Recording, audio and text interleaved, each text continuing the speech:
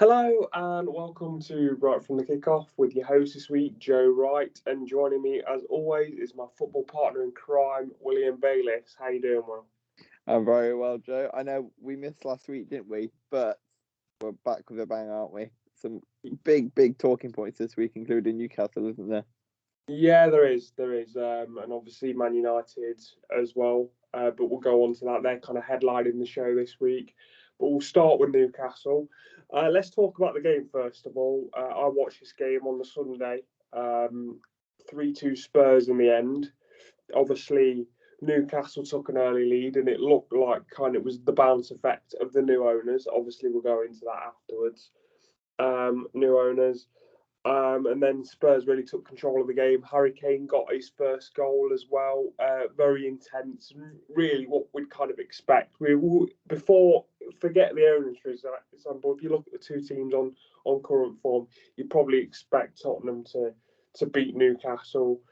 So and that's what happened. 3-2. Newcastle got a late goal. Wasn't enough though to stop them. They obviously went 3-1 down. Wasn't enough to stop Spurs from winning. Now, let's talk Newcastle.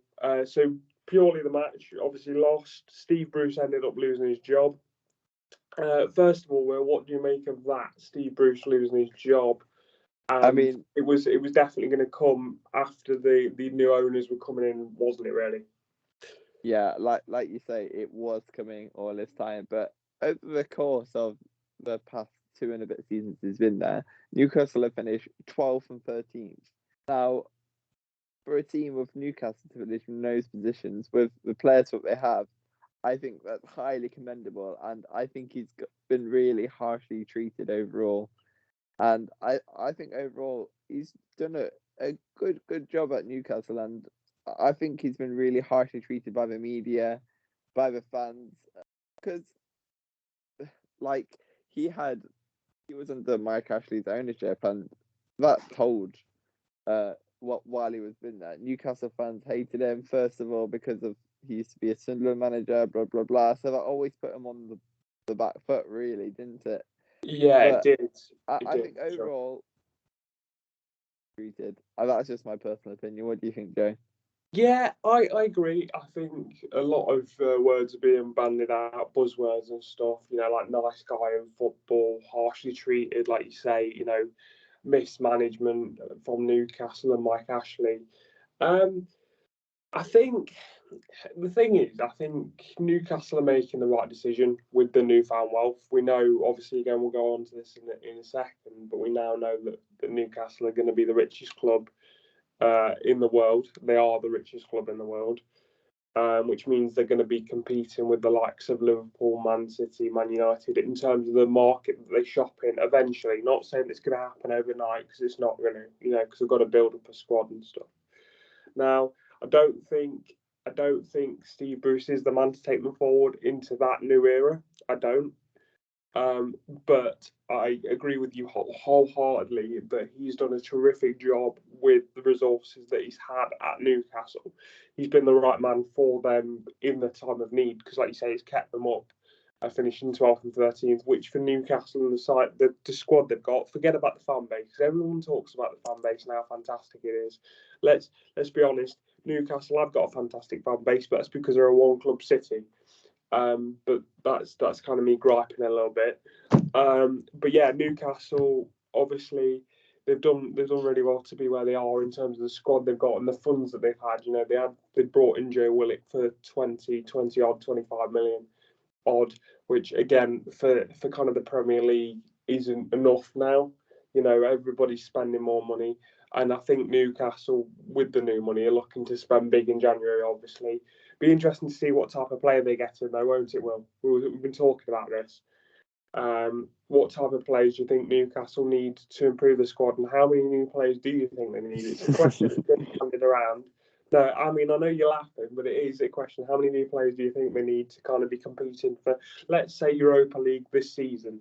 Let's say Europa League, because that's obviously where the new owners want them to be kind of challenging already. I think personally they still could be in a bit of trouble if they don't sort out the current squad, because they can't buy anyone until January, can they?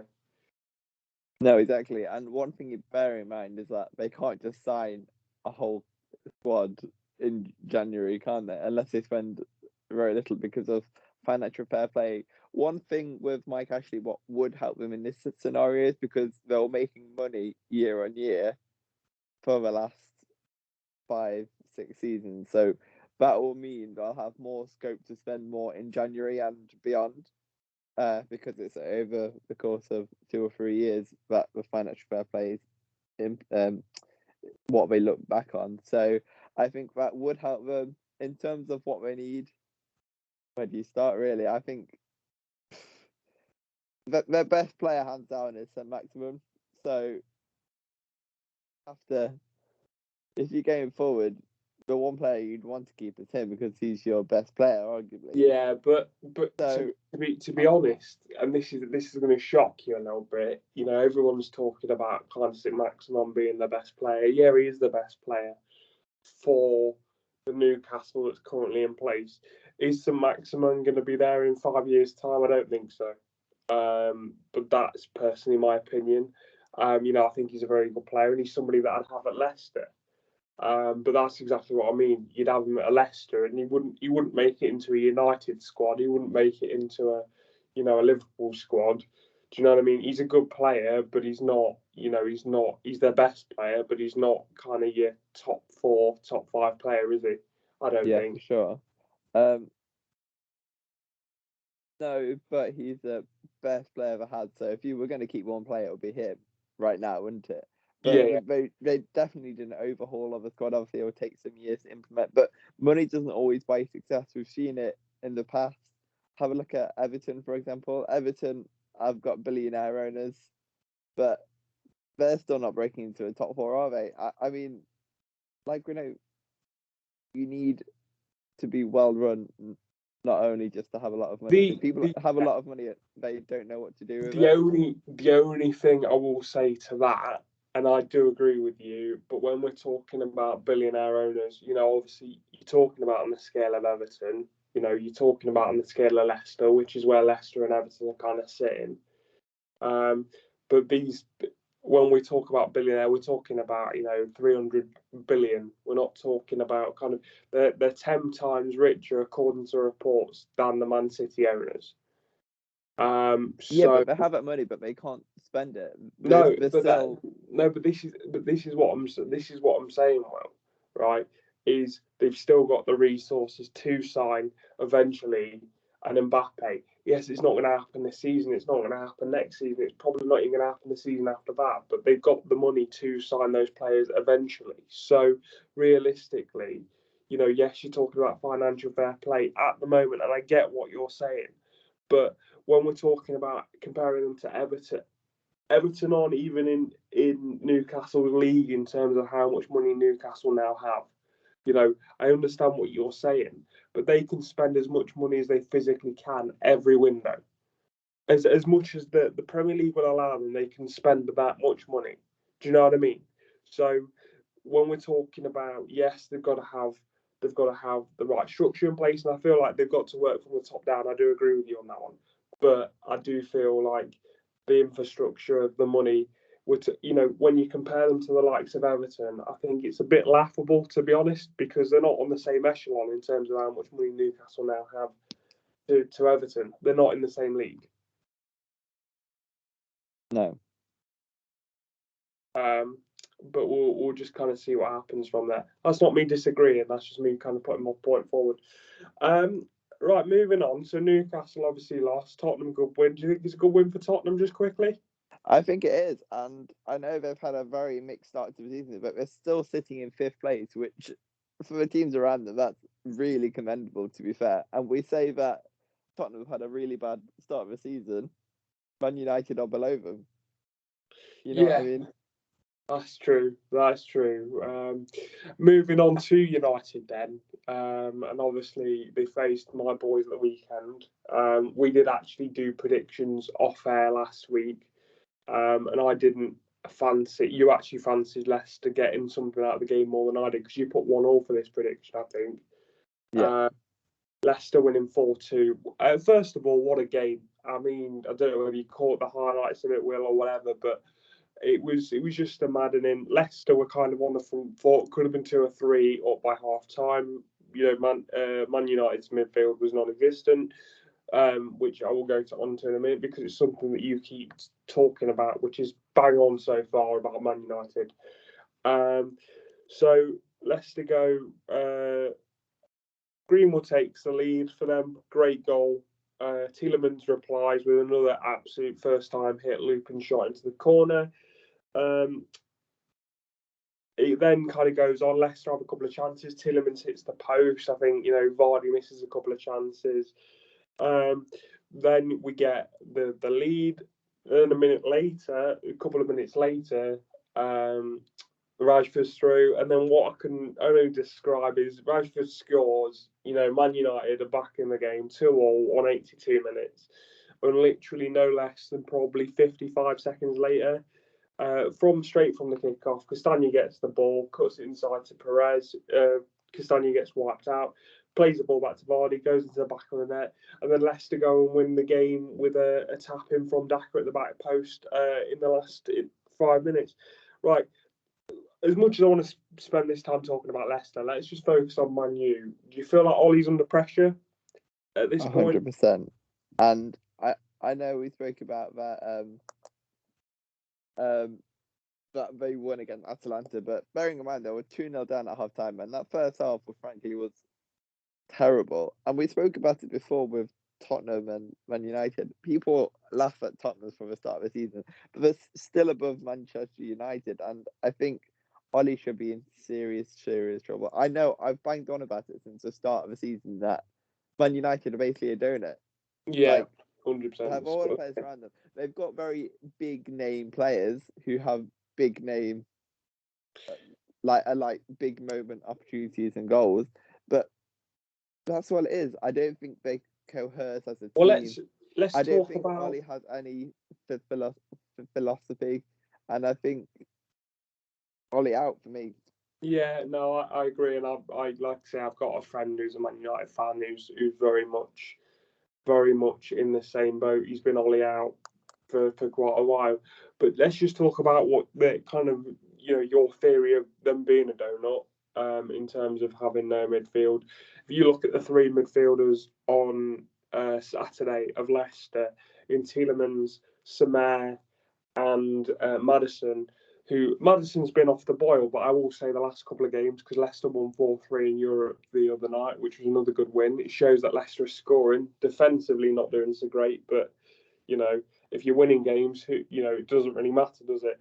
But defense, in the midfield, Samir, Maddison, and Tielemans were just allowed to run the game against Man U, and we often say, don't we? The games are won and lost in midfield. If you have control of the midfield, you often find that the team goes on to win the game.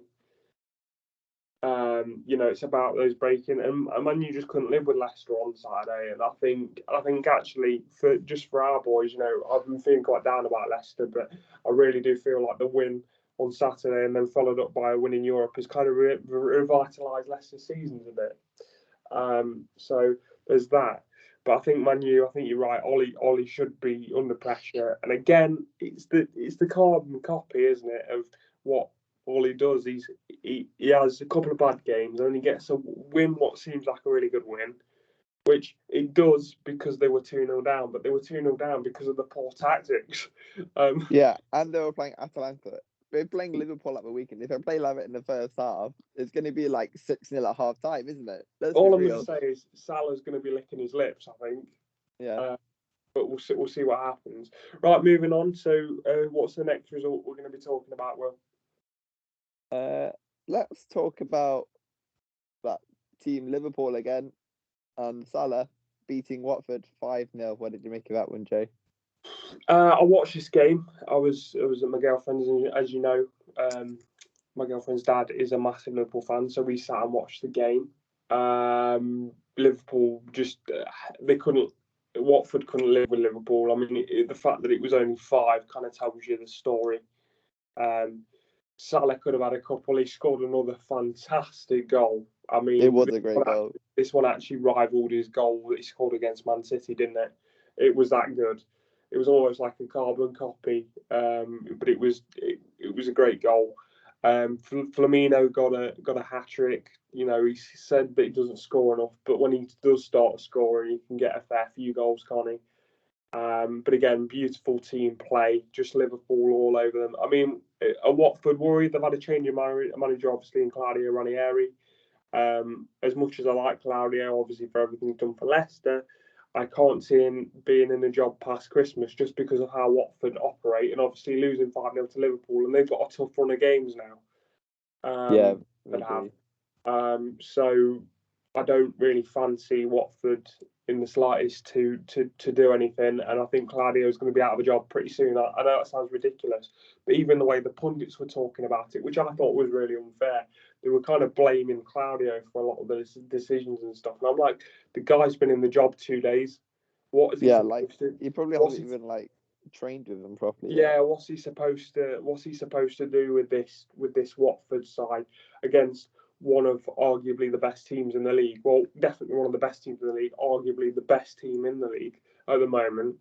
You know, so I think it was very unfair for the pundits to be like, you know, and a lot of these pundits, I'm going to point some out. Jermaine Genius, you know, you've got Chris Sutton, you've got all these pundits that have a go at these teams, but the reason they're a pundit is because they don't want to take control and be a manager, because they haven't got the tactical nous to be a manager. So when they're having a go at these managers, I kind of think, well, you have a go then. Tell you what, your first game, 2 days into the job, your first game against Liverpool, see how you do, right? We know that Watford have been on a poor run of form, and I'm hoping that Claudio can turn it around. But I did think it was very poor punditry by some of the pundits against Claudio and Watford on Saturday, because we know that Liverpool can turn it on at the drop of a hat. So it's just the style of football. But I don't know what you think about that, Will. Yeah, I think Watford might be in a bit of trouble this season now. And like Chris saying, Ranieri's got a real tough job on his hands, however long it was. But I think we'll wait and see on that one. I know we've got, like you say, we've got a tough run of games coming up. With Leeds, no, we're playing Everton at the weekend, so that'll be a tough game. So we'll wait and see what happens.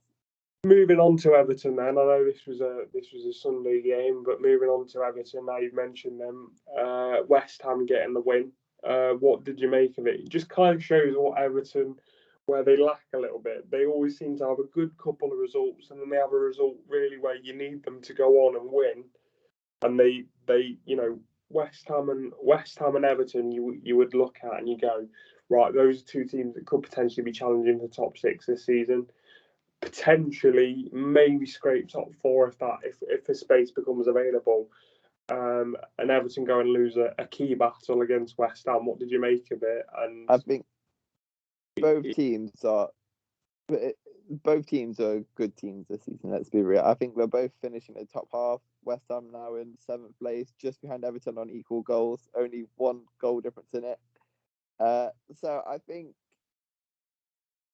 a fairly even one overall, and it could have gone either way. But thankfully for West Ham fans, it went to the side of them on Bono's goal, wasn't it? So I think you'll be really happy with the start if you were West Ham.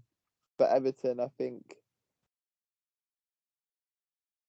they have had a good start. If they had have won against West Ham, they would have been 4th place, equal points with Man City. So they both had really good starts to the seasons, but it just shows how tight it is at the moment. Yeah.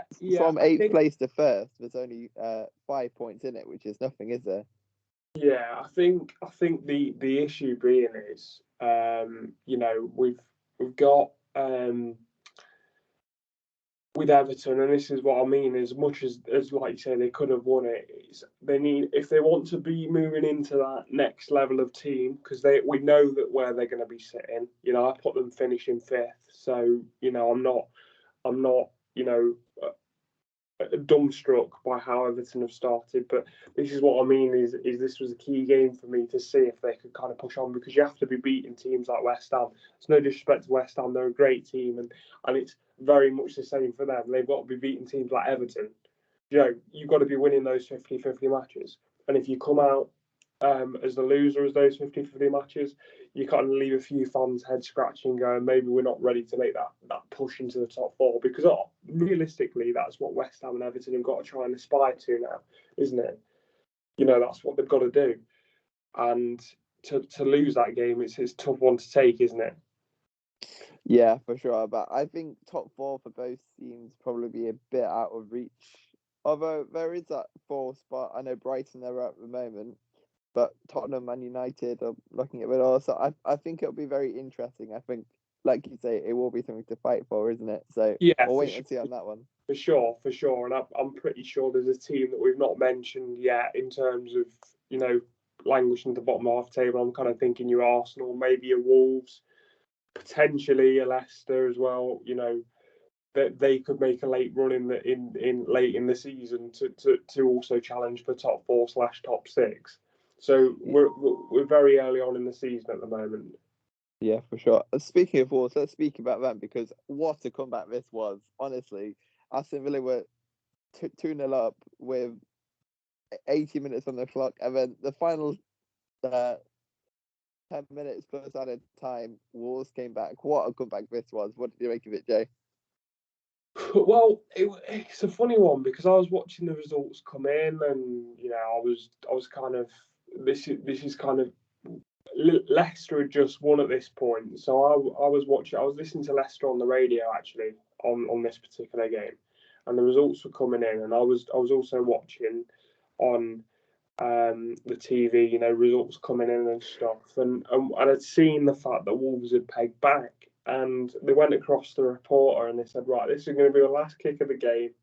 Wolves have got a free kick on the edge of the box, and in the back of my head, you just go, what football does sometimes. I'm going before it's gone in, and I swear to God, this is what happened. I said, this is going in. I turned to the person I was in the room, and I said, this is going in, just because of the psychology of it all. Do you know what I mean? I just feel it, and of course it hit the wall. It went in, and it was Wolves' day. But what a game! And 68 minutes, Villa must have thought they were on easy street, 2-0 up, not a problem. And then of course Wolves started to come back, but it just goes to show that it's a 90-minute game. Yeah, and if you're not at it for 90 minutes, you will get punished, and that's exactly what happens at Villa. 100%. And they have a bragging rights in the West Midlands, don't they? So a bit of a local rivalry there. So what the game? Yeah, it was a great game, and I think for Wolves actually, I think they're sitting in 10th position at the moment. So they've done well to kind of they've got a good couple of results in the last few weeks in the Prem, and now they're looking like a team that's not going to be languishing near the bottom, which is good for them. But we did kind of say in the first couple of weeks that they were playing some really good football. Very unlucky against Leicester. They were unlucky against United, and they were also unlucky, I think, against West Ham as well. So that's 3. Do you know what I mean? So they lost the first 3 games, and they're on 0 points. But we kind of thought that this momentum would be picking up, and it is doing. So they're doing all right. Yeah, for sure. So let's move on then to Man City Burnley now. What do you make of this game then, Joe? Interesting. I don't think we both had Man City wins quite big. I went for 3-0, you went for 5, but why you went for 5 I can understand, because I think it's been 5-0 over the last 4 games between them. Yeah, it has, yeah. So it was the obvious one to go for, but obviously they win 2-0. I think it was slightly boring, to be honest. I think because if you're going to mark Man City to win against a team, it's going to be Burnley. I don't think they've ever had any issues against Burnley, really, to get the win, especially not at the Etihad. So really, we kind of knew it was going to be a win. It was just by how much, and it proved to be that. Yeah, it was only 2-0, but it's 3 points on the board, and it was quite a boring game to watch. I don't know what you thought about that. I mean, standard 2-0 win for City. Yeah, I mean, they had the chances, but 2-0, bit of a boring game, like you say, and Man City will take it. Burnley won't be too displeased for a 2-0 win, so not too bad all around then. Yeah, but that's just going on to Burnley. Obviously, we know that Man City are going to be pushing for the title and whatnot. Obviously, they are going to. And I think they'll get a striker in January too, whether that be Harry Kane or somebody else who knows? But just going on to Burnley, I've said it at the start of the season, they got them to finish in the bottom three. I think this might be a push too far for Burnley. I think they will struggle this season. I'll still maintain it. They're not picking up points. I think they've got 3 points from the opening 8 games, and all of them being draws. So they've not won yet. And I don't think they'll struggle personally. And I think they are gonna. I don't see them getting out of it. Yeah. Only a matter of time. I know they've got Southampton next, so we're hoping for a bit of a better set of results there. So let's move on to Brighton Norwich, and this was a fairly drab 0-0. I mean, if you were back anyone, you would have backed Brighton because they're sitting high in the league, Norwich bottom of the table, and you thought, right, nice easy win for Brighton, but it didn't turn out that way, did it? Finish 0-0. What did you think of it, Joe? I think it just comes down to the fact that obviously Daniel Vark's done his homework on Brighton, and Norwich sat that behind the ball. Never really any kind of means to win the game. I think they were just very good defensively in terms of they knew how to get a point out of the game. Brighton found them difficult to break down, and I think once Brighton find a team difficult to break down, they're always going to struggle because they're not. We know they're not 100% the best at taking their chances from last season's evidence, and obviously from I think against Arsenal in a couple of games this season as well. They're not best at taking their chances. So yeah, 0-0 was a fair result. Again, quite a boring game. What did you make of it, Will? Yeah, exactly the same with you. Brighton will be disappointed. Norwich had their chances as well. I know Duffy cleared one off the line versus Sargent, so both teams will be scratching heads, but I think Norwich will be the happier to finally get an extra point on the board, and we'll wait and see what happens. I know Norwich are still bottom of the table, aren't they? So yeah, but just don't see them. Just really do not see them getting anything more than a point. Yeah, okay, you've got 2 points, but again, 8 games in now. It's going to be going into the 9th game. They've got 2 points, 2 draws. Yeah, it's not great, is it? Not really a confidence builder, is it? Especially when you look at the teams. No offence to them, but they've got draws against Burnley and Brighton. Brighton have started the season well, as we know, and Brighton can play some good football. But when you're looking at those 2 teams and you're going, those are who you've got the draw against. If you get a draw against Man City, if you get a draw against United, if you get a draw against even Arsenal, do you know what I mean? Leicester even. It's a result. It's especially if you're away from home. Yeah, we'll just wait. It's not great, is it? But no, it's not great. But we'll see what happens. But Norwich, for me, seems to be the team that are definitely going down. Unfortunately, to say for Canary fans. Yeah, for sure. Moving on to Southampton Leeds now. Leeds carried on their disappointing form with a loss to Southampton, 1-0 in the end.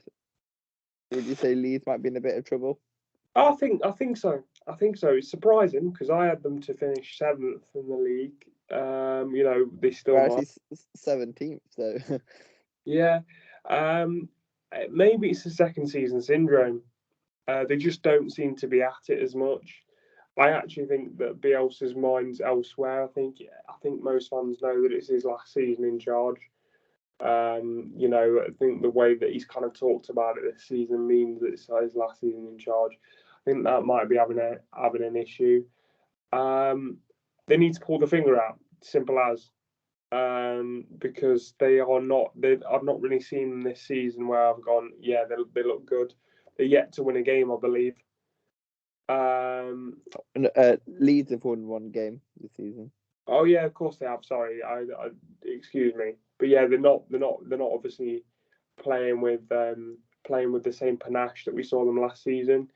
To lose a game against Southampton as well, and I believe it was at St Mary's or was it at Leeds as well? I think it was away. It was St Mary's, and it was Southampton's first win on the board as well. Yeah.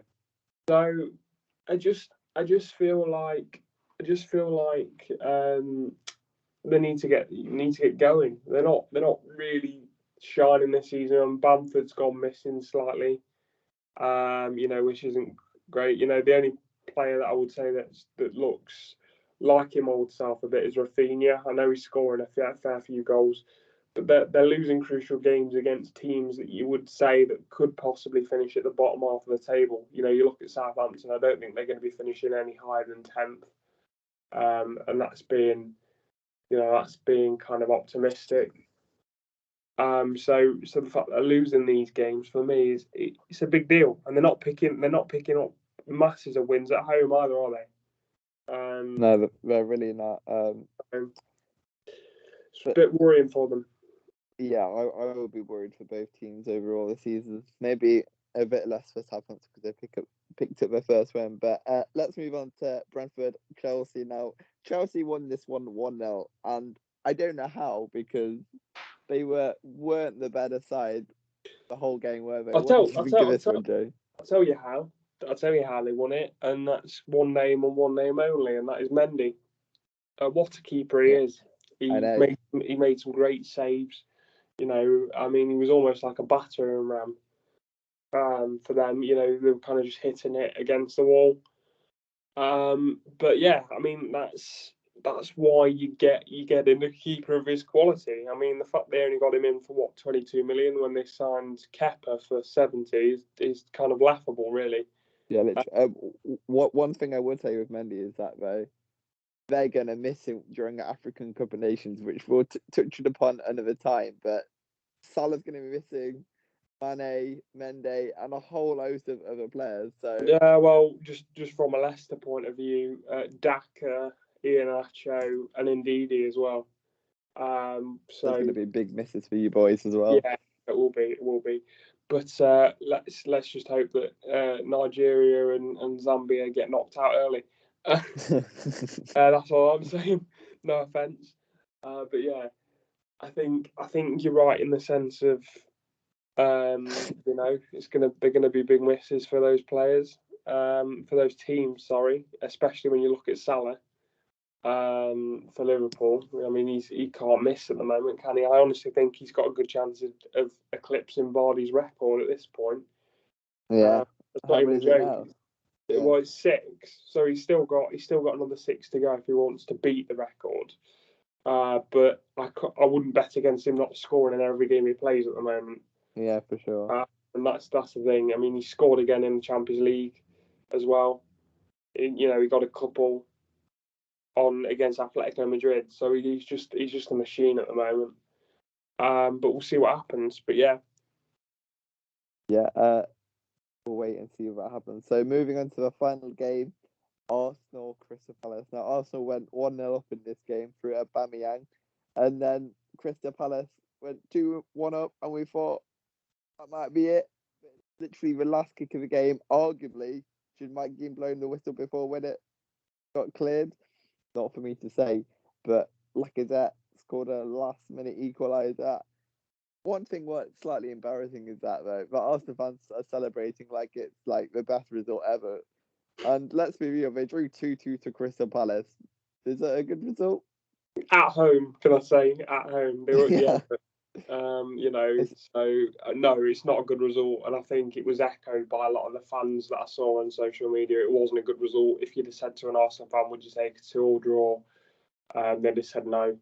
I think every Arsenal fan would have said no. I'd have said no. They've got to go and win those games. They've got to go and beat Crystal Palace. I mean, 2-2 was a rubbish result. They were very, very, very lucky not to lose it. Don't think, again, I think Arteta is a manager that's just constant. Well, I say he's constantly under pressure. I don't think he is, because I think the board and whatever, they can't afford to sack him by the sound of it. I mean, the fact that he's still in a job is a joke. It's an actual joke. Let's be honest. It is. You know, he's guided Arsenal to 2 8th place finishes. They're currently sitting in 12th.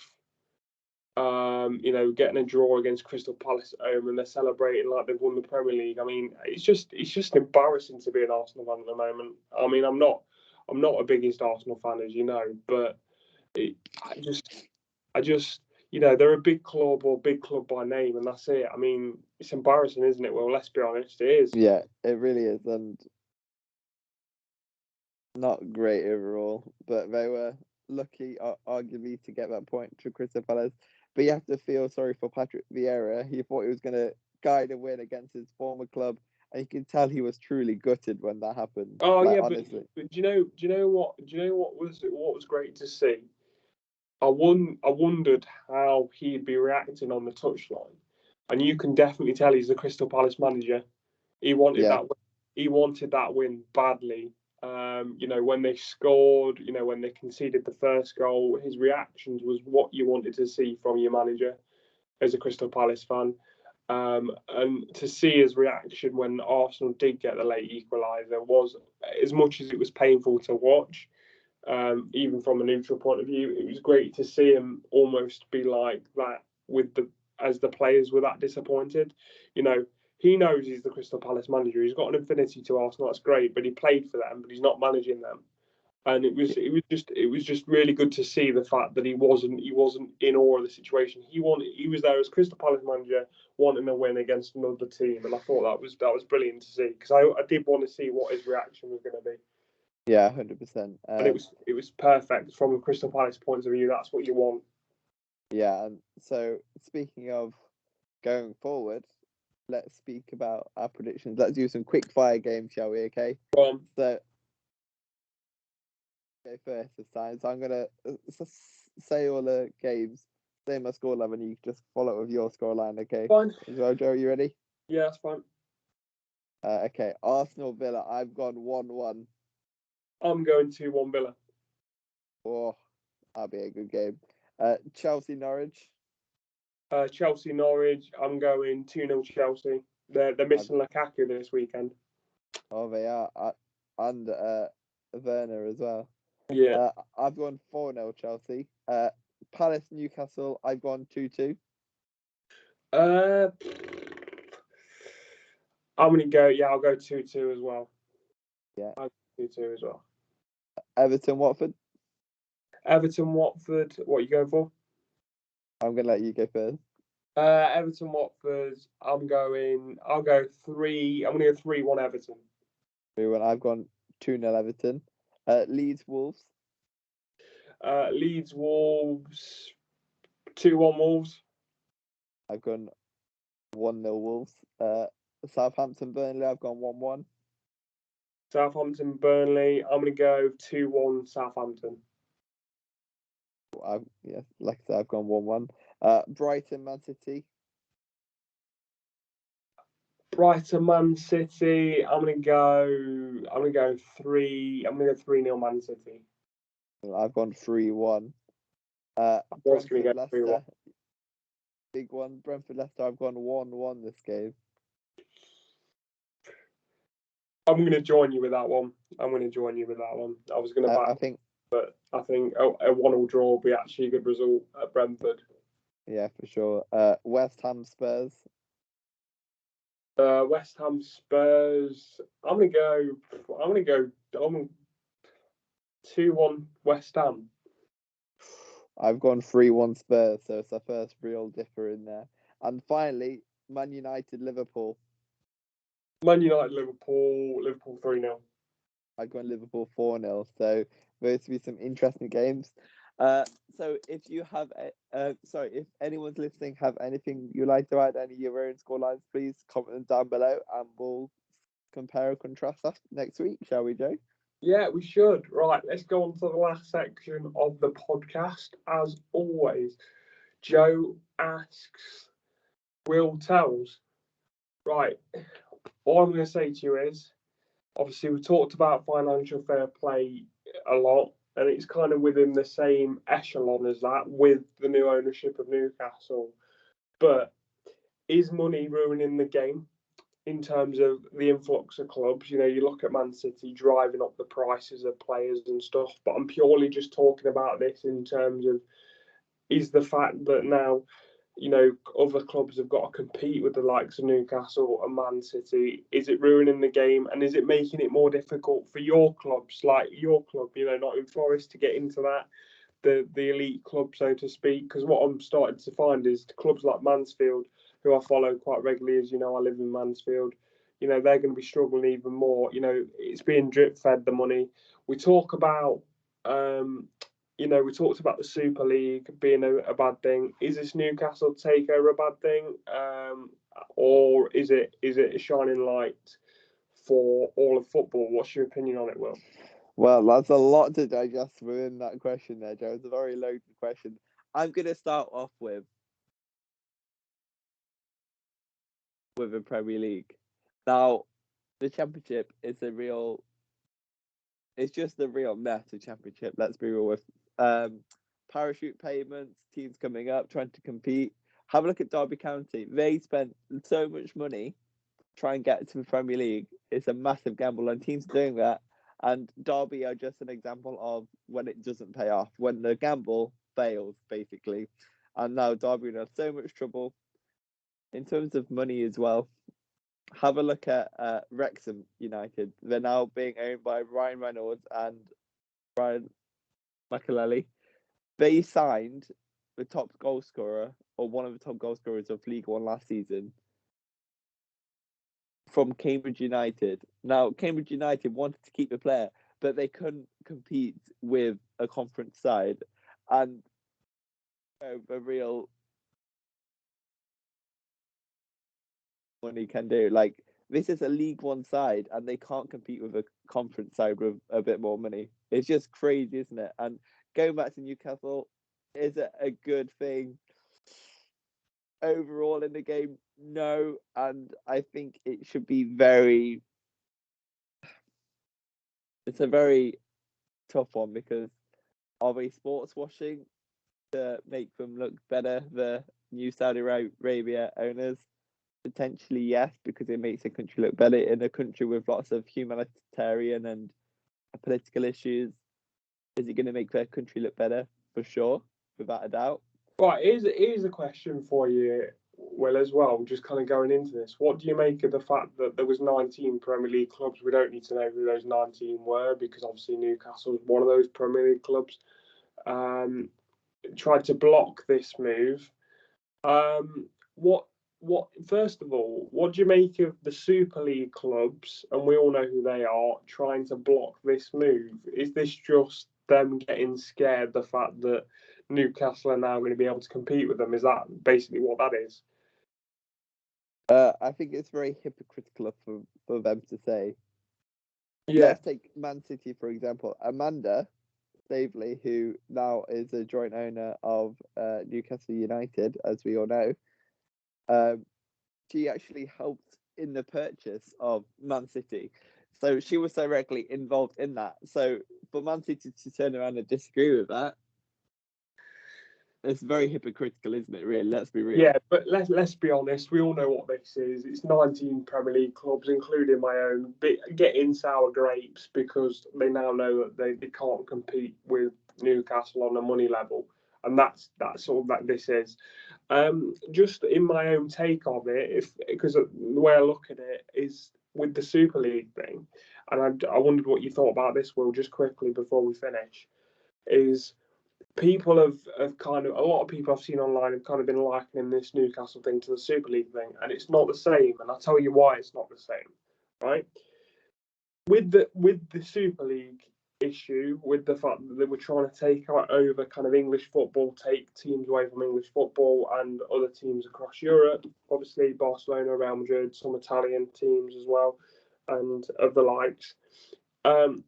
They were literally trying to take over football. Now, let me ask you this, Will. Right, if you were in Newcastle's position right now, and Saudi Arabia came over and took over Forest, and you became the richest club in England, would you be upset about that, or would you be elated? Because I know the answer. You'd be elated, right? I would be elated. Wait, let me finish. With a caveat, I would still be concerned, because we all know that money has ruined football in a way. And like I said before, the sports washing of Saudi Arabia, there's a reason why the UN strongly oppose the move, because of a humanitarian crisis in Saudi Arabia, the way they treat openly gay people in there, the way they treat women there, and the way that countless lives have been lost because they disagree with the country. right, which I understand. But the And point, that's bigger than football. but football context only, which is what I was trying to get at. Football context only, you'd be elated, wouldn't you?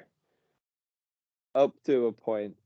Up to a point, but you would be, right? That's the point I'm trying to make. And I think the difference being is most fans would be, right? I know if Leicester were taken over by, super billionaires and we're now the richest club and we could buy anybody we wanted in theoretical terms, I would be happy about that. Whereas the Super League, I think there was a lot of fans and a lot of pushback saying that. All I'm saying is, in context of this situation, it is slightly different, right? I do take on board, by the way. I'm not just dismissing what you said about the human rights and the humanitarian. But here's a one very quick question for you. Then, does it make the Premier League look bad? The fact that they realised that they wouldn't be getting. Last year, I think they tried to put this through. The Premier League realised that they wouldn't. They gave two reasons. They wouldn't be getting the money for the licensing in Saudi Arabia. That's now been sorted out, so they will be getting the money. And they also said the human rights issues is a problem. But now that they know they're going to be getting a lot more money from this deal, the Premier League, that is, the money that's gone through, which kind of shows you what's wrong with football in the first place. Yeah, and one of the key things as well is that originally it looked like the royal family of Saudi Arabia were going to buy Newcastle. Now they've changed it, so it doesn't appear like it is, but really it is. But on paper, it doesn't look like it is, if that makes sense. So I think they're trying to cover their backs in a way, aren't they? If that makes sense. Yeah. Because you can't have a country owning a football team, can you? But you can, because let's be honest, Dubai own Man City, and Saudi Arabia own Newcastle. Joe, that's exactly my point. It looks like there's not, but we all know that it is. You know what I mean? Yeah, but the thing is, they think we're stupid, don't they? But it's I understand the ethical issue of it. Is just wrong on all fronts. I mean, the Premier League have really shown their true colours. We know that they're money grabbing bleeps. But I think it's just kind of showing what football's all about. And here's me and you, paying off subscriptions and all this, and like many fans listening to this, paying off subscriptions, paying for our kits for our teams. With scraping the money that we've got together, me and you aren't the richest people on the planet. Do you know what I mean? So you've got a season ticket at Forest. You pay for that. Your family pays for that. For their season tickets as well. Do you know what I mean? So we're spending our hard-earned money to go and watch our teams, scrounging our pennies together that we work for and stuff. And then the price of it's going up and up. Yeah, and then you get these. You've got these Premier League clubs and the Premier League executives just laughing with their bellies full, not even bothered. Whereas we're supporting our teams like we always have done, and it's just making it harder and harder to watch, almost, isn't it? Yeah, for sure. And on that note, we could be talking about it all day, but I think we have to leave it there, don't we? Yeah, definitely. All right then, mate. Thanks for joining me again. It's always a pleasure to do these podcasts with you. Remember to like and subscribe on YouTube. Like us on Facebook, Instagram, and Twitter. And like Will's mentioned before, if you've got any comments about the results, about the Newcastle takeover, about money in football, anything at all, any topics you want us to bring up in the next couple of weeks, just a reminder, we won't be on air next week because Will has some personal stuff going on. I have an operation. He's got an operation, just so that you know, he's not having an emotional breakdown. Don't worry. Not just yet. Maybe I'm talking to you a bit more. Yeah, exactly. But yeah, please join us next week in a couple of weeks, guys, where we will be back discussing Premier League, all things Premier League.